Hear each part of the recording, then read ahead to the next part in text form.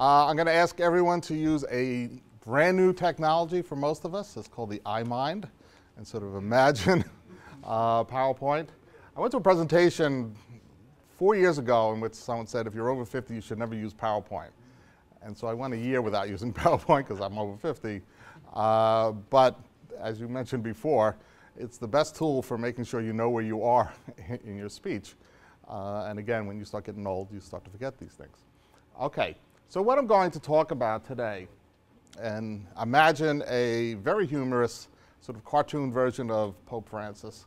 On Pope Francis, I'm calling it, there's 4 no's, and that is in Evangelii Gaudium, his apostolic exhortation.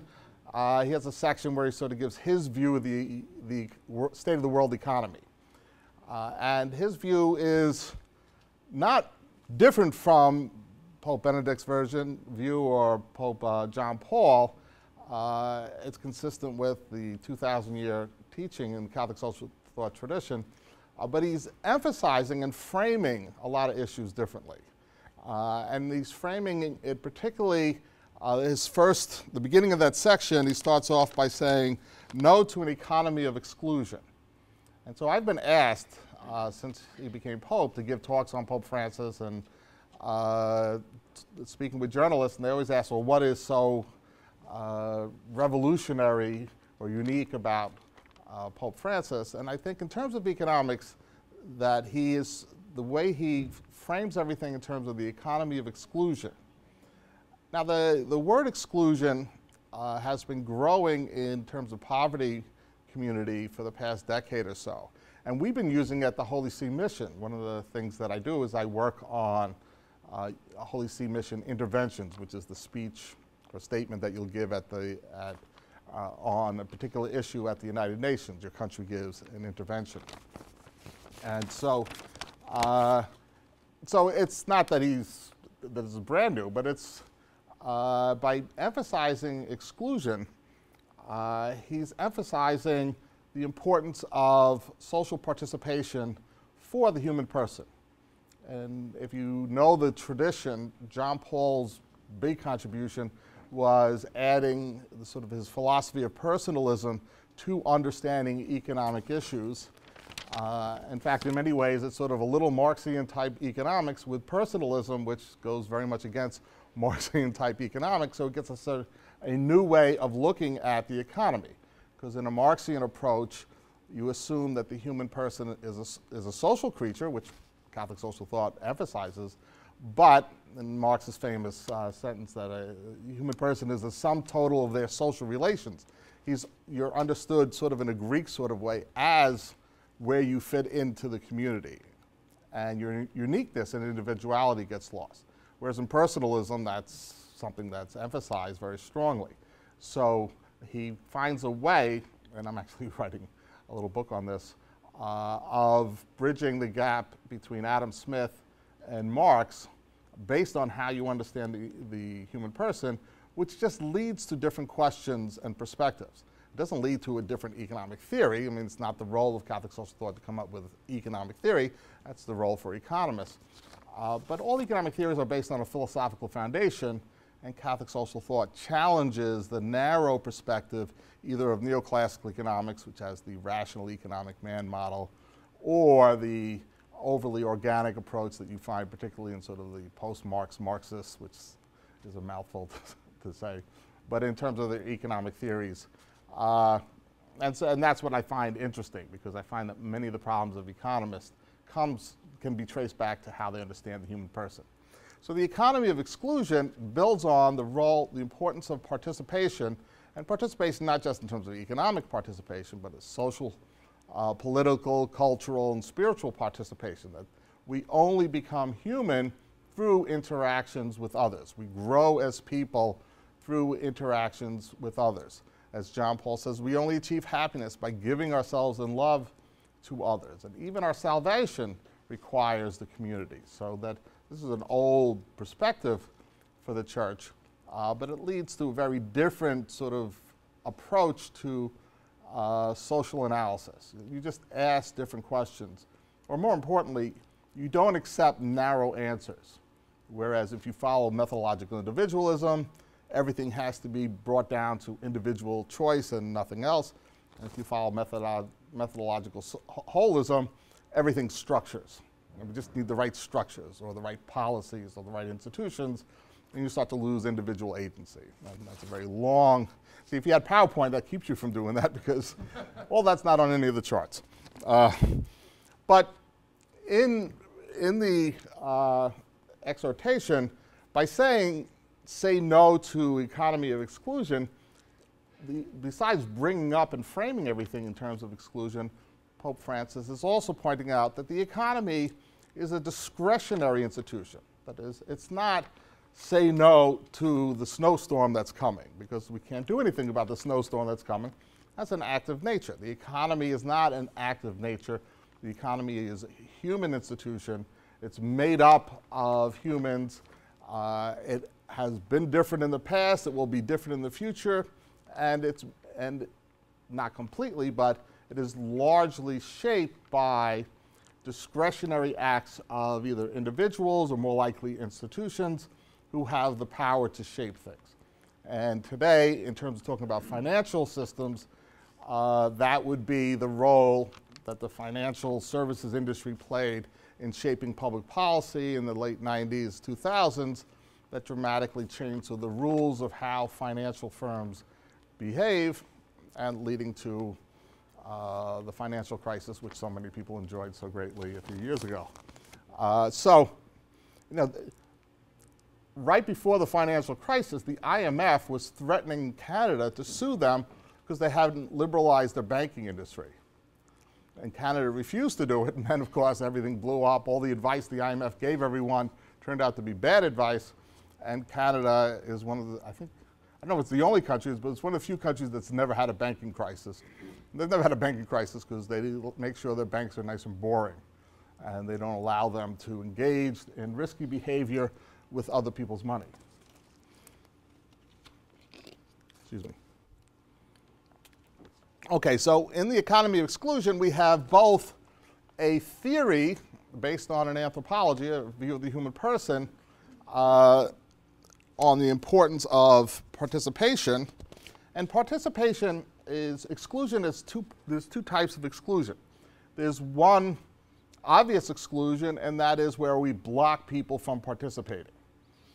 And I'll use an extreme example. Under slavery, we are blocking the human agency of the slave. So I'm blocking them from participating in the social life of the community they're living in, not only in contributing, but also benefiting. So the both ways.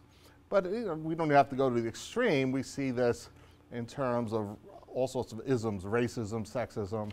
These are barriers to people participating in the social life. So it's not just in the economy.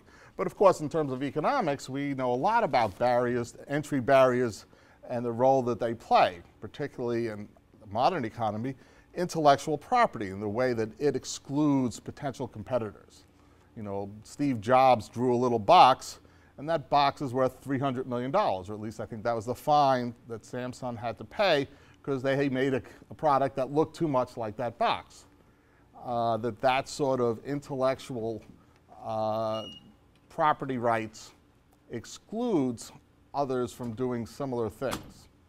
And so I would argue that no institution, no company, no individual gets really rich, joining the 1% or the 0.1%, where the real money is, unless they have significant barriers to others doing what they're doing. The whole success of a market economy in Adam Smith was in imitation. That if you built the better mousetrap, you got rich, but then your rate of return went down to the average as everyone else learned what you're doing and did the exact same thing. So if you have competitive markets, you don't have high profit rates for a long time. Large accumulations of wealth will not accumulate.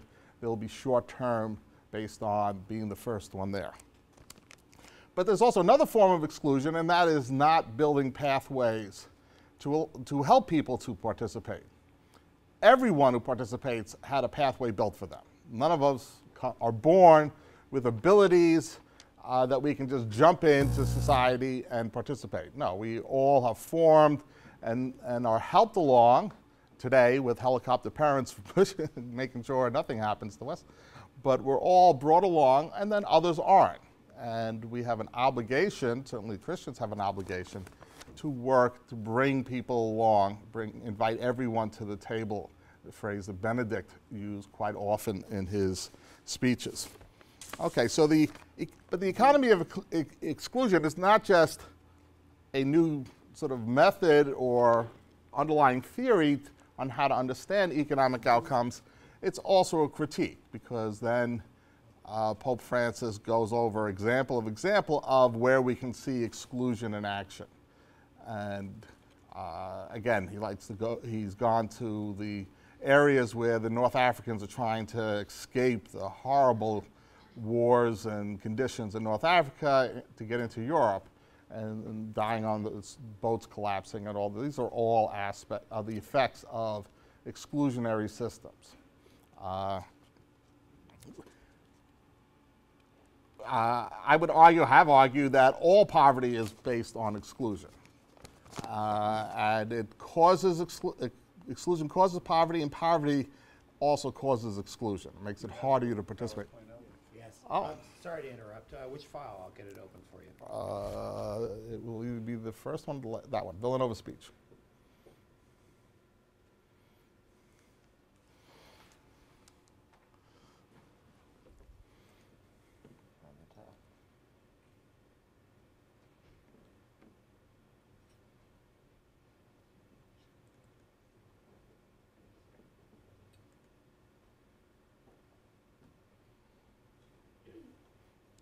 Okay, thank you very much. Is there any sound? No, there's no sound. Oh, yeah, I didn't change that. Which is the feast day of St. John Chrysostom. But I started out with 35 slides. I'm down to 14, and one of the slides that lost was my quote from St. John Chrysostom. Okay, so there's the fun cartoon version of Pope Francis. And the 4 no's. No to an economy of exclusion. No to the new idolatry of money. And of course, this is not a new thing for leaders in the church, people of faith to complain about. I mean, but what Francis argues in that section, that it's not just that greed has a powerful effect on people, but that it's legitimated, that it's seen as a just pursuit in and of itself, and that so much of our society is reoriented towards that as the measure of the worth of activities and of people. No to a financial system that rules rather than serves. This is a very poetic way of explaining Hyman Minsky's money manager capitalism, although I don't know if Pope Francis has read Minsky. And then the other major theme in his since he's been in his pontificate, is attacking inequality. And so I'm going to look at each of these. I've already looked at the first one, particularly on what is the economic rationale and argument behind it. Pope Francis has been criticized, and one of the common criticisms that he has received, particularly from conservative American Catholics, is that he doesn't understand capitalism, or that he doesn't understand the uniquely virtuous version of capitalism in the United States.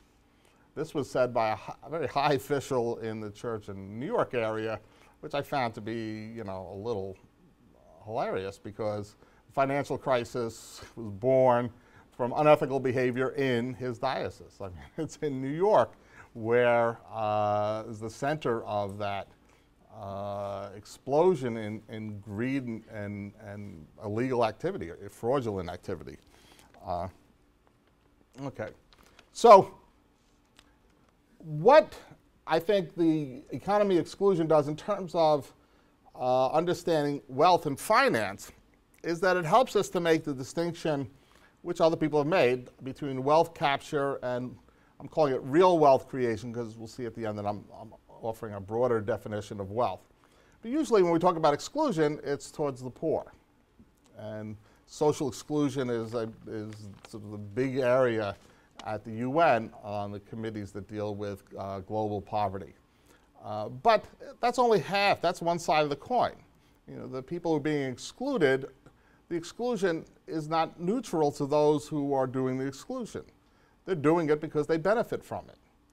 You know, when companies go into Africa and extract natural resources without paying anywhere near the worth to the countries or leaving all the environmental damage, the cost of the activity on the people, they're doing it because they're making lots more money doing that. So their wealth is enhanced by the same process that has increased the poverty of those who are being excluded. And I would argue, and there's some good evidence, that much of the increase in inequality in the United States can be traced back to this type of exclusionary behavior, which did two things. It kept wages from going up and stagnant incomes in the middle and bottom, and channeled all the surplus in the economy to the top 1%, top 0.1%. James Galbraith, the son of John Kenneth Galbraith, his book on inequality, his empirical results show that if you take out 6 or 7 counties in America where CEOs and Wall Street executives and traders live, inequality in America has only gone up a little in the past 30 years. It's all gone to those 6 to 8 counties, 4 or 5 around New York City, including Manhattan, a couple around Washington, lobbyists, and Silicon Valley area. And that's basically where, if you did a geography of where the money went, you would get a map showing you that. And it's by changing the rules to benefit that very small minority. I think he had it down to like 34,000 households, or I forgot what the number is, but that changing the rules to benefit them, which at the same time hurts everyone else. So wealth capture is when you increase your wealth without increasing the size of the economic pie, as we like to say in economics. It's sort of like if I go and play poker, at the end of the night, the same amount of money is there, just different people have the money. Whereas real wealth creation, typically we say wealth creation is when the size of the economic pie is bigger. But the Catholic tradition is arguing also for a broader understanding of wealth or of capital. And so it's not just that the economy grew, but that well-being improved somehow. Okay, and just here's some evidence that would suggest that a great deal of wealth capture has been going on. On your left, this is the distribution of gains from different booms in the economy, growth periods in the economy. The blue is the bottom 90%. The red is the top 1%. And so you can see the 90% was growing faster up until the 70s and then declined significantly. And in the latest, since the crash, actually has gone down negative. And on the right, we have a table that looks at world gross national income per capita. And we see from 97 to 2007, sort of the boom, the big years of the Clinton years through up until the financial bubble, that the average world income grew 49.1%. So that's a broad measure of economic output for the country, for the world as a whole. Yet the high net worth from the World Wealth Reports, high net wealth individuals, wealth theirs grew at 113%. So more than double the rate of the overall economy. And this is one of the arguments that Piketty has been making in his book on capital, is that if the rate of return on capital is faster than the growth rate of the economy, that this will cause various problems. I mean, that's sort of a simple way of summing up his fundamental equation in his analysis. Now, I have problems with the analysis because he assumes you can measure capital easily, and no one's come up with anywhere near a good way of doing that. So, but the basic principle, I think, is right, and that is the industries like finance, they live off of the surplus created by increase in output in the real economy. And they earn that by helping to direct the flows of capital to where they can be used productively in the real economy. And so But their share is like trucking. It's how well they service real activity. But we have seen that their share has gone up considerably without the corresponding dramatically increases in productivity overall. Their share has increased, others have gone down, particularly wages have gone down.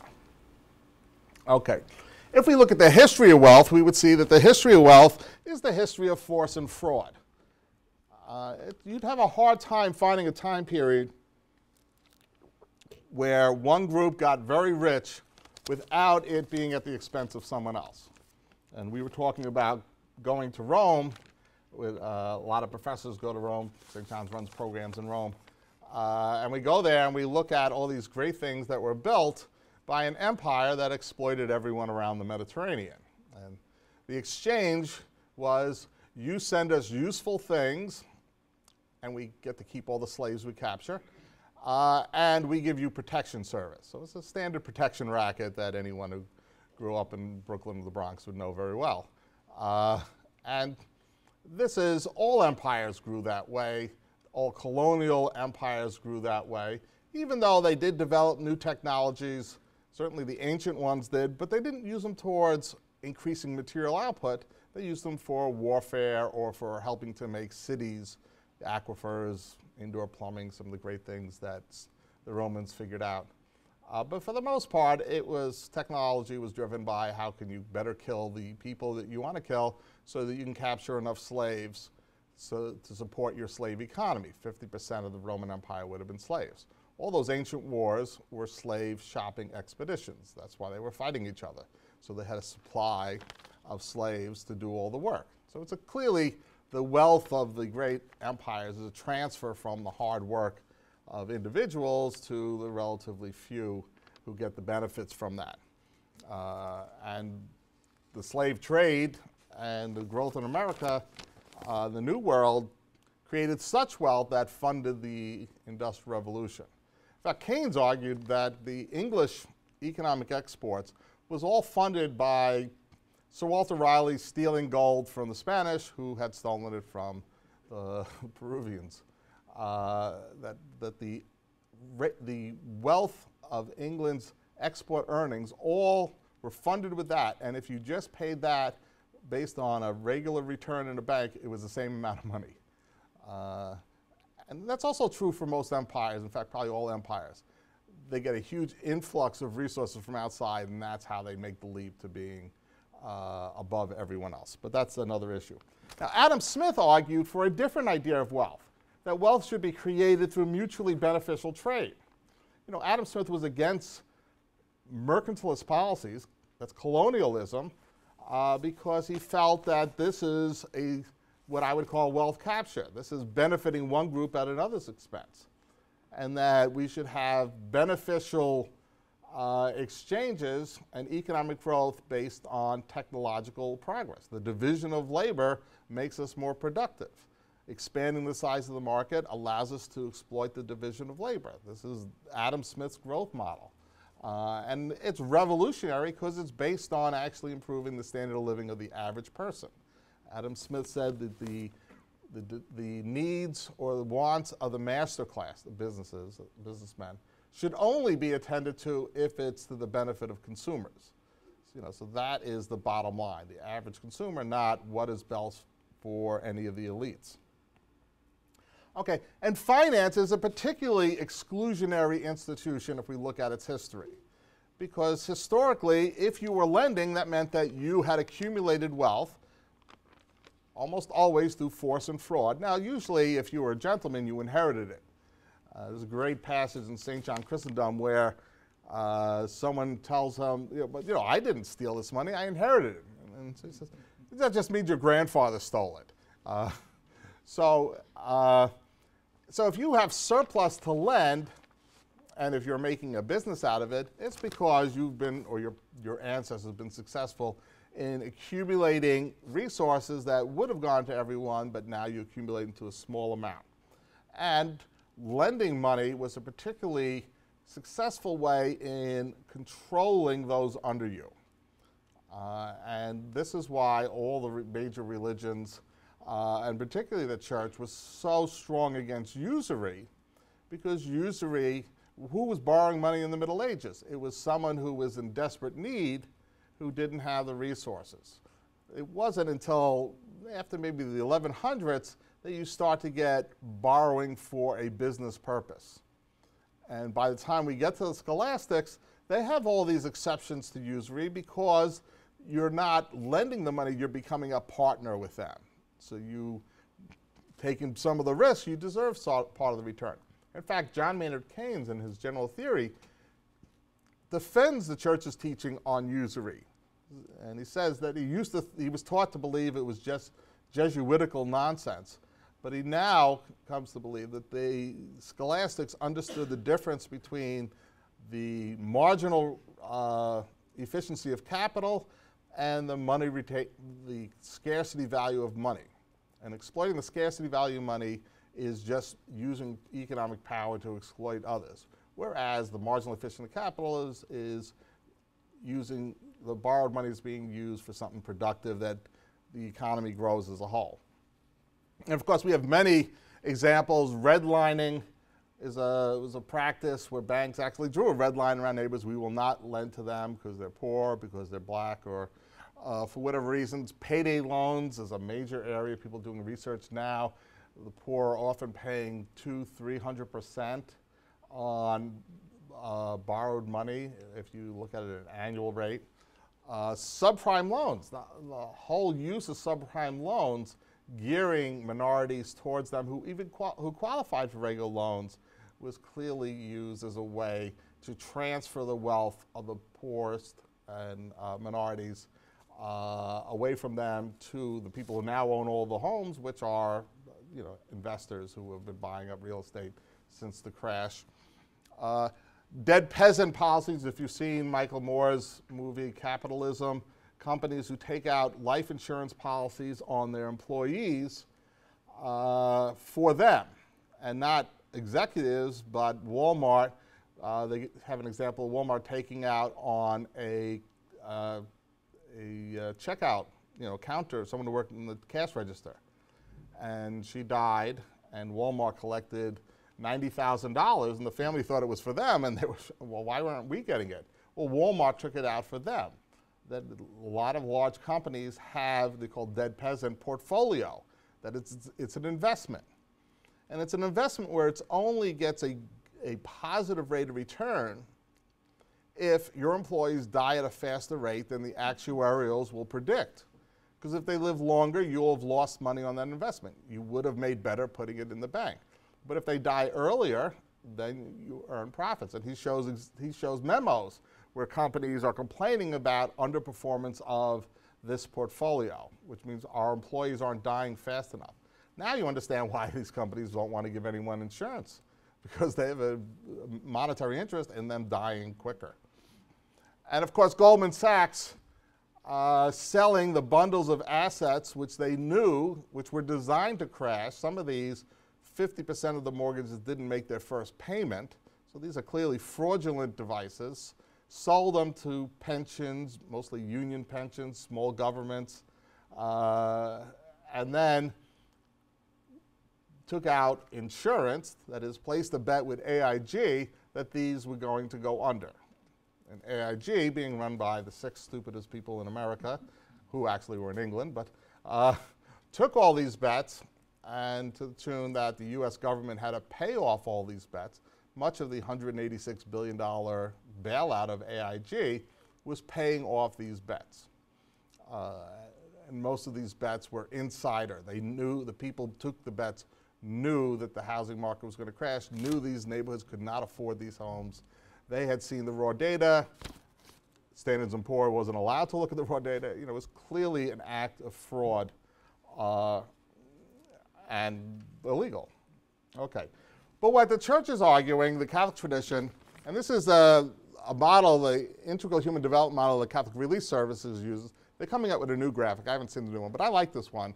But it shows how everything's sort of interconnected in terms of the economy and society, but also on how our assets aren't just the physical, natural, and financial assets that we trade on at markets, what the price of oil is, money market, the ownership of companies that own factories, but that also political, social, and spiritual human assets are very important. In fact, human capital is the biggest determinant of standard of living of a country than anything else.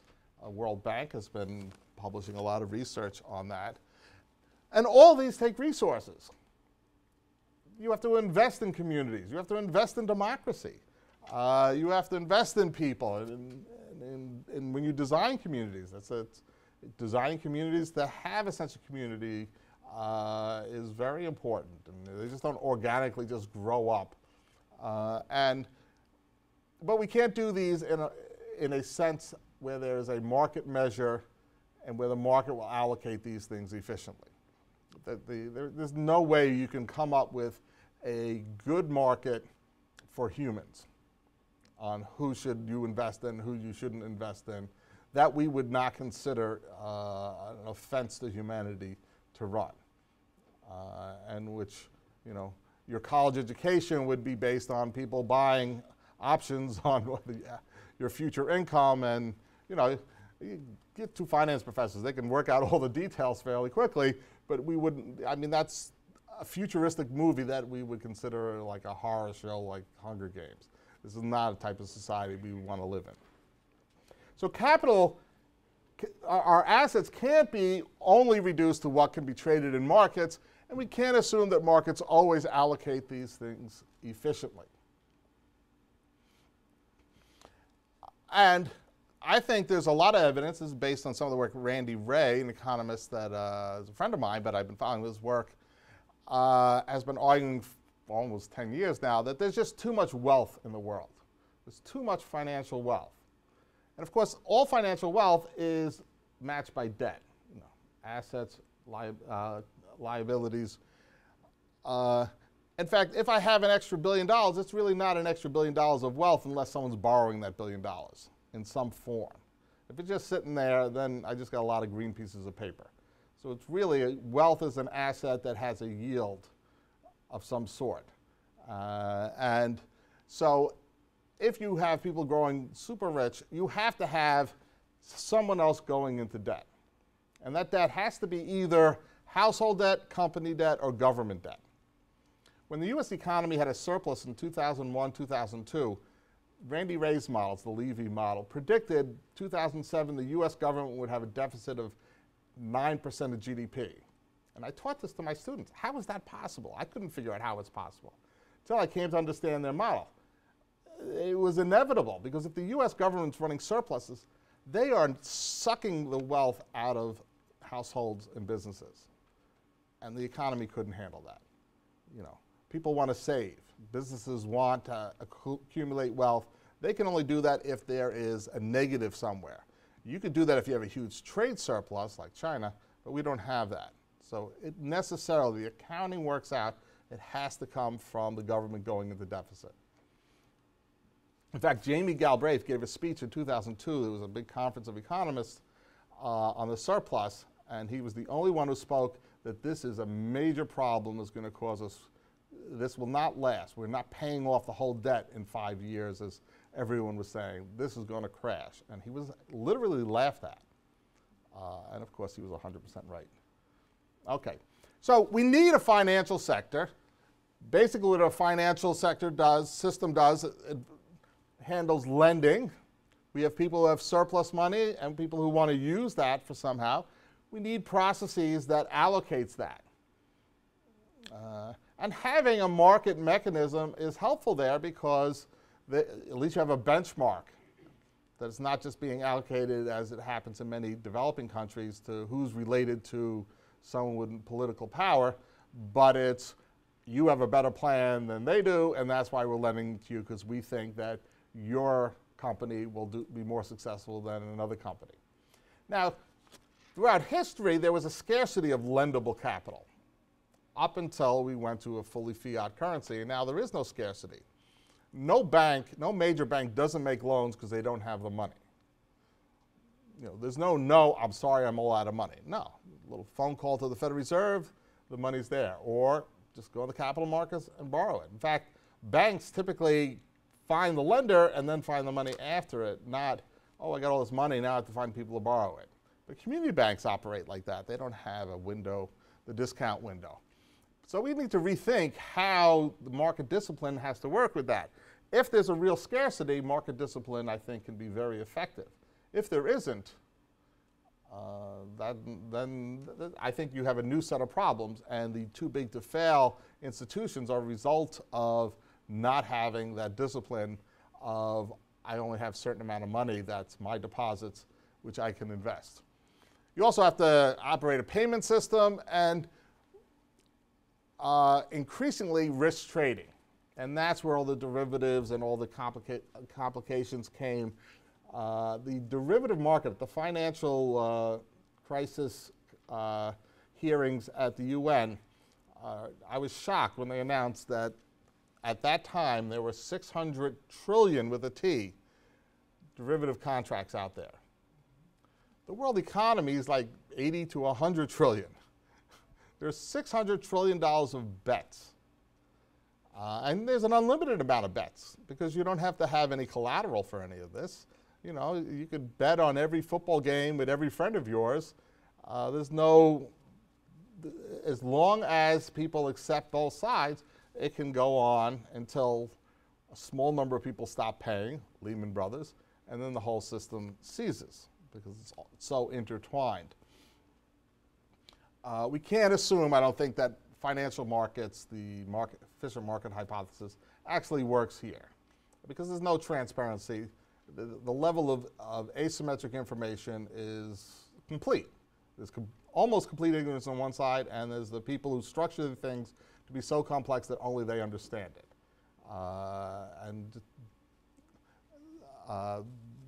Clearly that needed to be regulated more. But finance is a service. It serves the real economy. I don't know what happened there. Okay. And I lost the cursor.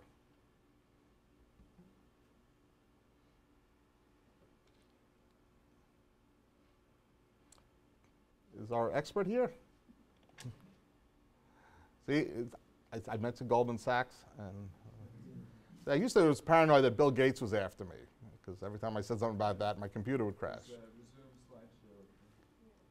No, I can't get the cursor to move. Oh. It's right, right there. Just hit that. See what happens. Okay.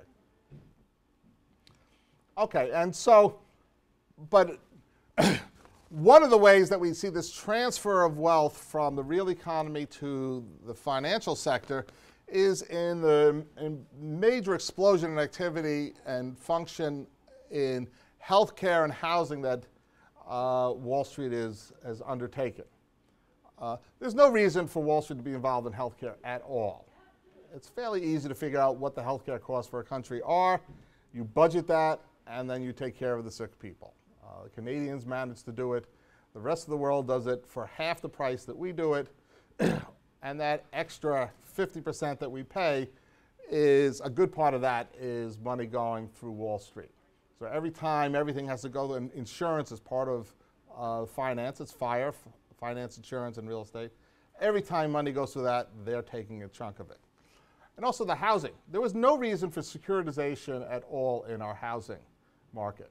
In 1973, we financed and built more new homes than we did at the peak of the housing bubble, with 1/3 less population. And that was done the old-fashioned way, where banks made 30-year mortgages based on the money that they had. Wall Street wasn't in the loop at all. But once Wall Street came in the loop, and particularly once they turned it into assets that they securitize and gamble on, then you created a bubble. The same thing with food.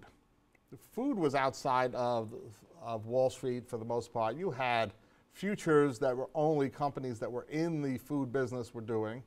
But in 2002, the Wall Street companies were told, and also for their own interest, they wanted to move away from treasuries as sort of the basic safe asset you never have to worry about, because Alan Greenspan determined we need near zero interest rates so that we don't have a negative effect from 9/11 in the economy. They kept interest rates very low. And so they went into mortgages, which were considered risk-free, but also they started speculating in food.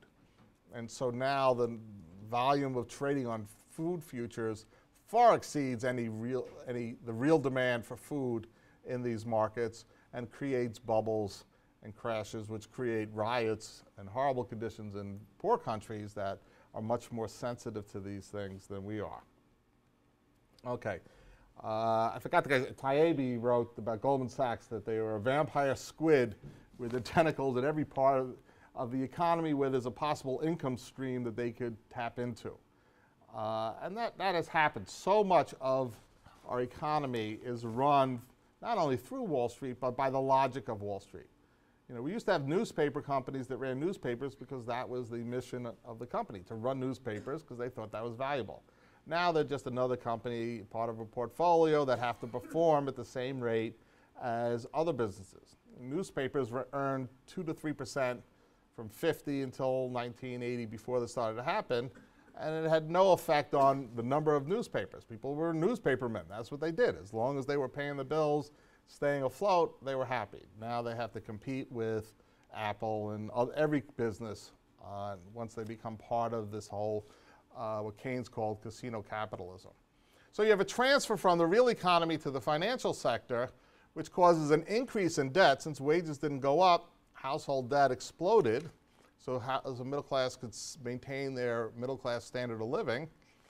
The decline in the share of wages, we see that as a long trend down.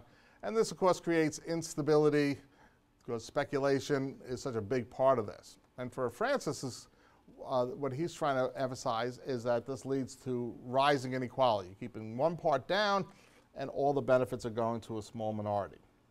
And in the famous tweet heard around the world, inequality is the root of social evil. And there's a lot of evidence. I don't know if you've heard of the book, The Spirit Level, but they have a series of graphs that look at the relationship between different social problems and inequality both in countries and in states. And so every problem they look at both internationally, and then they look at all 50 states, and you see the same relationship over and over. They also combine it all together, and here we have an index of life expectancy, math skills, infant mortality, homicides, teenage births, obesity, mental illness, and social mobility. All of these go the opposite way that you want them to go if you have a highly unequal society, and they're lower if you have a more equal society. And if you change the states, you have the same graph. The graph is more dispersed because we have states like New York, probably the most high inequality, or among them, because that's so much of the wealth is. But we're a high tax state that spends a lot to try to compensate for that, whereas you get places like Louisiana or Alabama, high inequality and no revenues, state revenues to go to combat that, because that's money that might go to black people. And if you look at the history of taxation in the South, it is designed to make sure that no money is there in the government to help poor people, which is to help the descendants of the slaves. And this was created during Reconstruction as a specific policy goal. I've been reading this book about it. The Gini index? Yeah, I think so. I'd have to look, because they use different ones. But yeah, that would be the Gini index of some sort. And the World Bank have been writing about this for a long time, looking at inequality and homicide rates. And what's the connection? well, there's a lot of different connections, but one of the connections, and the guy who wrote the book, The Spirit Level, I think last name was Wilkinson. I read his earlier book on inequality in health, and he is a public health professor. And in the 80s, he did research, and it's comparable to the effects of racism on health, that there are physiological effects, that the stress level for being poor and struggling releases all sorts of chemicals, just like most of the diseases we get often are connected with stress. There's lots of books, Stress That Kills You. And that the stress of always being short and worrying about feeding your family and your next paycheck and all the things that go with the daily grind of being poor, that these lead to physiological effects. And a lot of public health doctors have seen that the same thing happens with, in terms of like racism, just that has this cumulative effect that physiologically they're increasingly able to measure. And it's not just a social factor, that it actually affects cell structure. With inequality and homicide, a lot of homicide and crime is seen as the inability to achieve what you want through normal means, which is earning a job and a paycheck, et cetera. And there's a lot of good research in why crime rates have gone down in the United States so dramatically. And most of the effect is because of the Clean Air Act and the taking of lead out of the environment. Because lead in the environment is the major cause of mental retardation, which is diminished IQ. And IQ scores have gone up significantly in areas which used to have very low ones because the lead rate exposure has gone down considerably. So if you raise the average IQ of a population to 10 points, you're dramatically reducing the crime rate. Because if my IQ is such that I can't understand why I'm not able to get what I want, well, then I'm going to take it and be violent. Whereas if I can calculate and think through, oh, well, here's a successful strategy. I could work here and I could go to school and do various things, then you're less likely to go into a life of crime. So we've had two effects. I mean, we should have an increase in poverty of crime because of increase in inequality, but we've had this other change in the environment that has had such a dramatic effect in lowering the number of people with low IQs because we've taken lead out of the environment. It could be the best piece of legislation the United States ever paid in terms of the health of people, was just taking lead out. Okay. Okay, so what is the church to do about this? Well, Pope Francis and the Catholic social thought tradition, as I mentioned before, it's not an economic theory, and it's certainly not an economic system. You know, one of the things, I hear two complaints working with Catholic activists over the past 20 years or so. One is the church should stop telling us what to do all the time. The second is, why doesn't the church tell us what to do on these problems? And you know, I've heard many people say the exact same thing in the same half hour, because it's up to each society to figure out how can we bring people out of poverty, and how can we raise development levels, and how can we protect the environment so that we have a sustainable future. This isn't something that theologians and pastors should be solving. Their job is to give a prophetic witness to when it's not happening, but not to come up with, well, this is the Catholic tax rate, which will lead to optimal participation. No, that's each society's responsibility. But what the church does do, I think, is emphasize the people-centered ethics, the phrase that Benedict used many times, and that is just a system of ethics based on a full understanding of the human person, that each person has human dignity, they have a necessity of social participation, they have rights and responsibilities, they're moral beings. That is, that we're both individuals and we're members of a community. We're not either or. I mean, if you go to a conference on Catholic social thought, almost everyone says the Catholic tradition is never either or, it's always both and.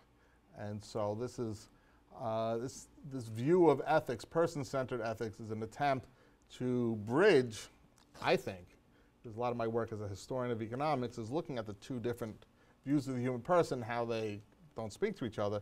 This is one that goes in the middle, that takes aspects from both, and hopefully help them to communicate.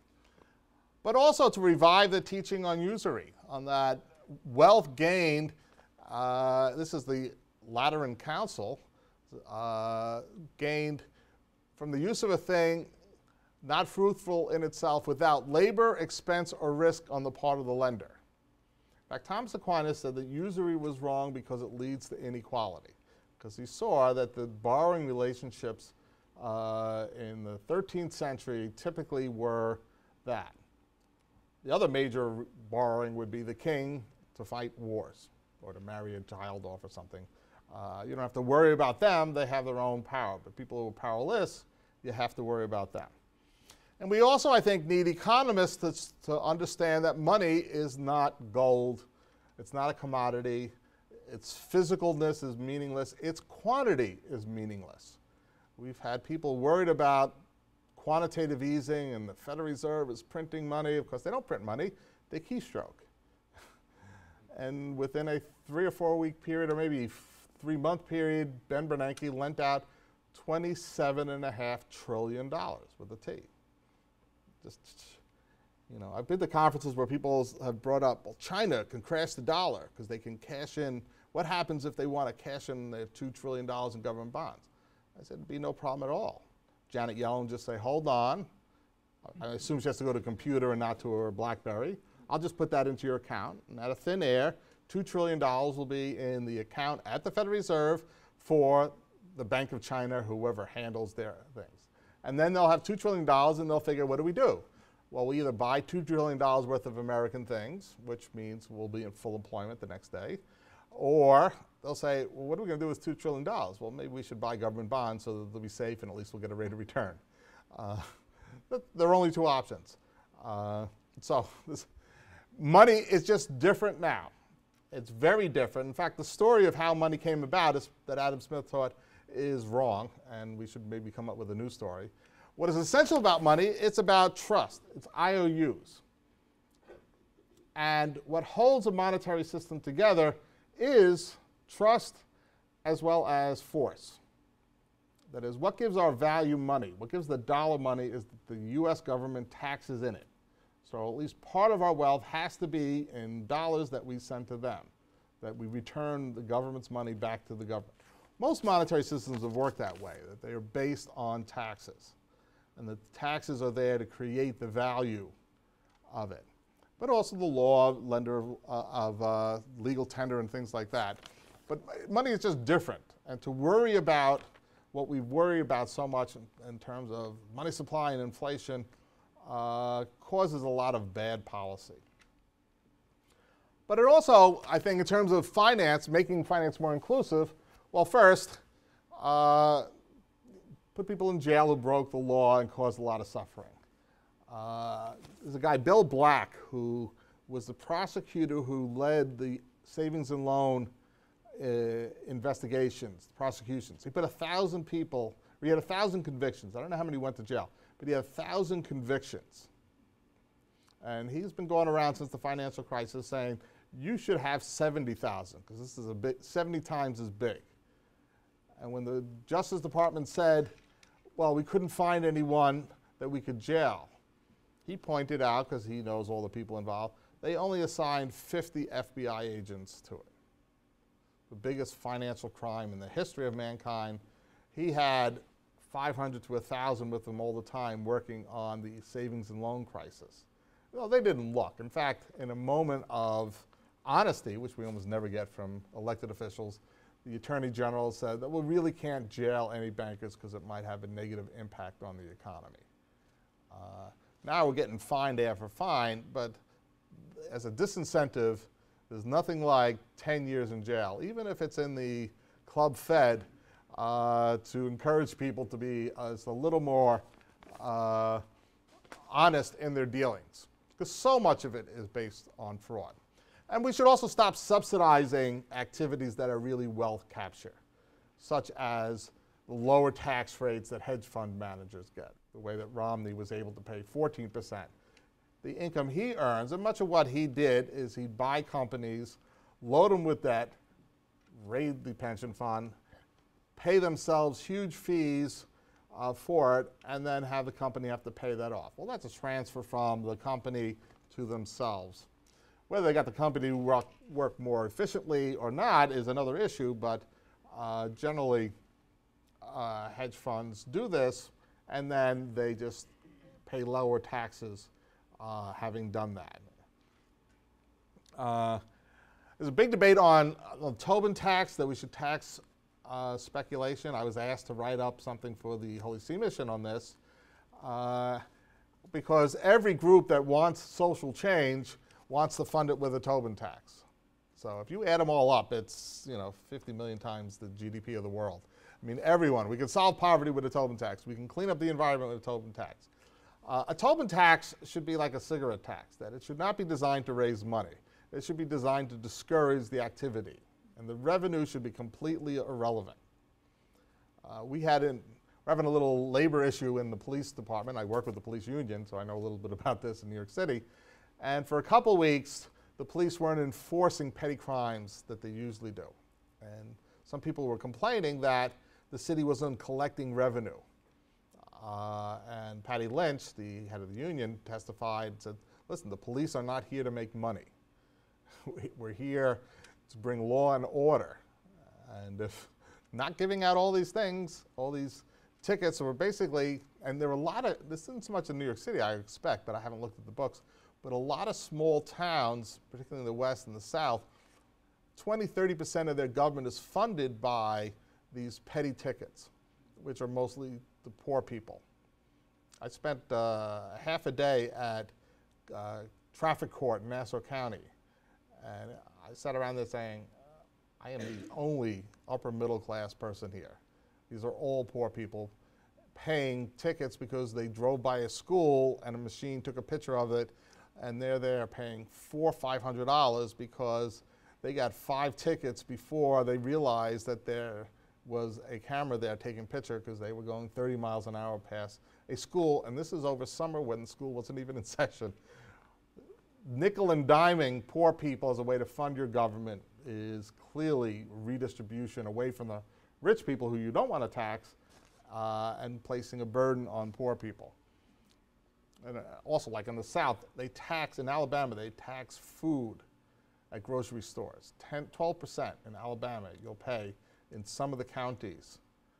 Now, poor family, 12% is the difference between going 3 meals and 2 meals often. It's insane, but it's because they say we can't raise taxes on property owners. But again, that goes back to the setting up of the system after slavery. But the Tobin tax, if it's effective, it reduces speculation and should be revenue neutral. It should be balanced with an offset. It should not be a way to make money. Because if it's a way to make money, then you want people to speculate. And then, well, if you want people to speculate, then don't tax it. Sort of like in Moscow after the communism fell, alcoholism went through the roof, but the Russian government couldn't do anything about it because the only revenue they were collecting was from vodka sales, because no one else was paying taxes. That can't be a good long-term model for community development. Also, breaking up anything that's too big to fail is too big, I would argue. Change the incentives. A lot of people have written about this, and this is a big part of the UN report, particularly for hedge fund managers, the 2 and 20% rule, that it's just pushing people to be more speculative. Even if you just average compensation over a 3-year period is one of the reforms people suggested. So, I get 20% of the earnings of my clients over a 3-year period. Instead of one big year, I cash in, and then they're paying the price when the bubble crashes.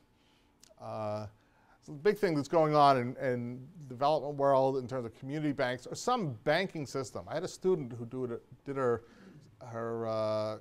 master's thesis on the lack of transparent and honest banking in rural India.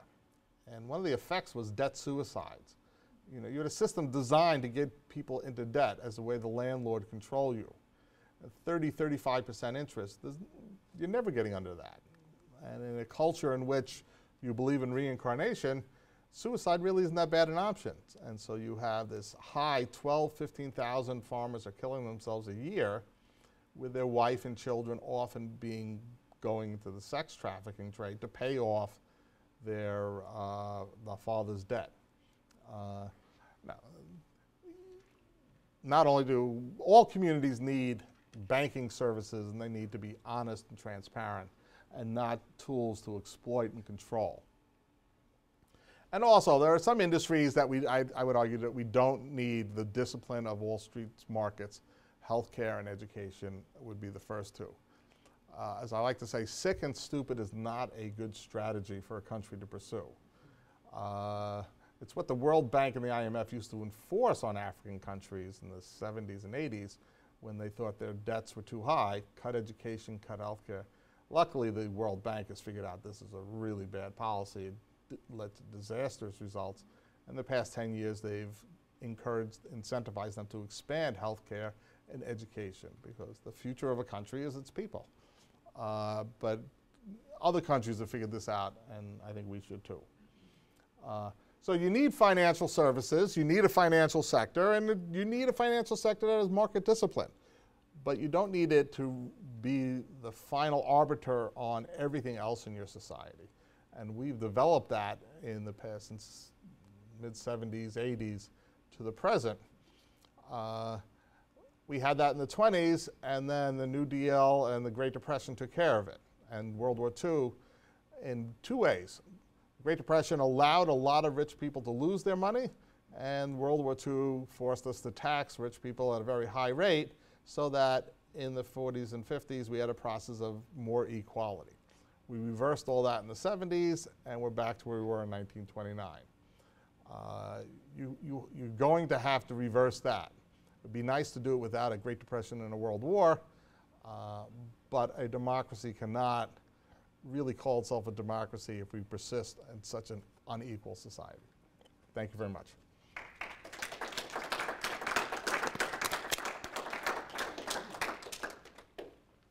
We do have a little time for Q&A. Anyone? Thank you very much for that talk. It was very fascinating and compelling. I just have a very basic question. You said that it's not the business of Catholic social teaching to engage in economic theory. But then you also said that one of the important realizations that has to happen is that money needs not to be looked upon as a commodity, but as an expression of trust. Yeah. How is that not Well, economic theory? it is, and One I happen to like, by the way. yeah. And I'm No, not I have the what the church can do, and then what economists need to do. So I would see that as separate. However, my field, I mean, as Barbara mentioned, I did my dissertation under Robert Hallbreiner. I went to the New School to study the history of economic thought under Robert Hallbreiner. I got into economics as a philosophy major, and I realized all the debates I was interested in were really economists and not philosophers. So I majored in philosophy. I didn't know I'd spend a career doing applied economics, but that's what I was interested in. Sound like Karl Marx's history. I didn't marry the daughter of the richest guy in town, which is a successful strategy that Marx pursued. Although he still ended up with Boyle, so maybe it didn't work so well for him. But economics is a branch of moral philosophy. That's where it came from. And up until, I'm sort of like the end of people who got a graduate degree in economics who studied the history of economic thought. It's no longer required in any major history of any major economics program, and not offered in most. I've gone through, particularly my students apply to graduate programs, I always look through, and I never find anyone who has a field in the history of thought or a history of thought graduate class that's being offered. So it's completely been marginalized. Yet, it was valuable for showing where did all these ideas come from, because they come from a philosophical foundation, perspective. A lot of it is based on utilitarianism, which is a philosophy. A lot of it comes from the natural law, the Scottish natural law tradition, which actually that's what my dissertation was on. All the great economists, up until and including Keynes, were philosophers as well. And since Keynes, we have Sen. In terms of great economists who were fully literate as philosophers.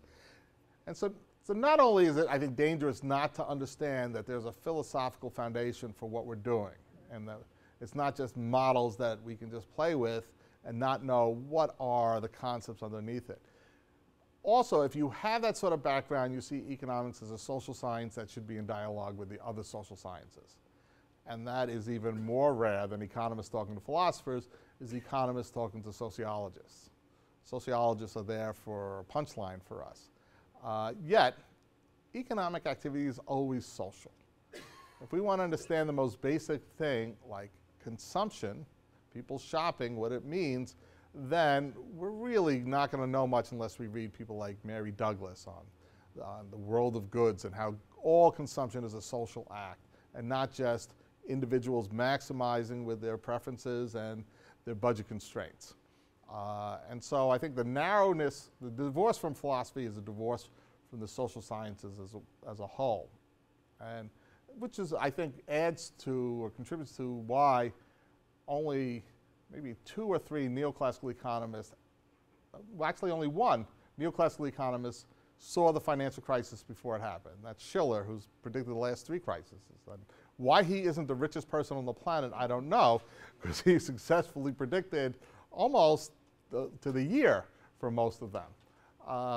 But I guess they don't pay you enough in Yale that he could gamble with the money, but he has to make a lot from the Schiller Index. But in any case, all the other economists who were complaining about this is a problem, from the Levy Institute from 2002 and Randy Ray, Dean Baker, and the others who in print before the crisis were saying this is not a stable system. My friend Randy Ray gave a talk to Federal Reserve staff April 2008 called The Financial Meltdown. And they said, oh no, there's none of these problems. And he almost went month by month what's going to happen. And he was only off by like a month on how these things were going to crash. And you could date it from when the subprime loans got the new level of craziness. So first it was, well, we didn't really check your income. Next, we sort of made up your income. Then there was the ninja loans, no income, no job, no assets, we'll give you a loan. These came in waves. They didn't start in insanity. They start with stretching it a little more, then no touch with reality. And each of these, 5 years later, were going to cause a major crisis. And there was one economist in Ireland who predicted it, and the prime minister tried to get him fired and called him an idiot on the television and like ridiculed him because he just pointed out that housing prices in Dublin have no bearing with any sense of economic reality. And I think this lack of vision that comes from not being in touch with philosophy and sociology really gave them a narrow binders. Like they have these models. And interestingly, all the models they use 5 years of data. So they didn't even, if they had just gone back to the last time we had a crisis, the pricing of these assets would have changed dramatically, and you wouldn't have had a flood of people investing in them because there would have been the possibility that maybe these things could all go south quickly. That wasn't even considered. Someone went back with some of the models and put in 10 years of data, and then the pricing of these assets, once you have real risk, they're too expensive. You're not going to invest in them. And people weren't buying these things because they were stupid. They were buying them because they were only considering a narrow range of facts and not a broad range. This might sound like a slightly naive question, but I mean the way you describe like the inclusive society, it's almost like this like ideal. Like how do you go about getting there with the way like you're gonna have Wall Street against you, you're gonna have politics against you?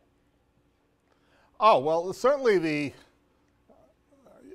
certainly you need a major political transformation in terms of the realignment of citizen rights.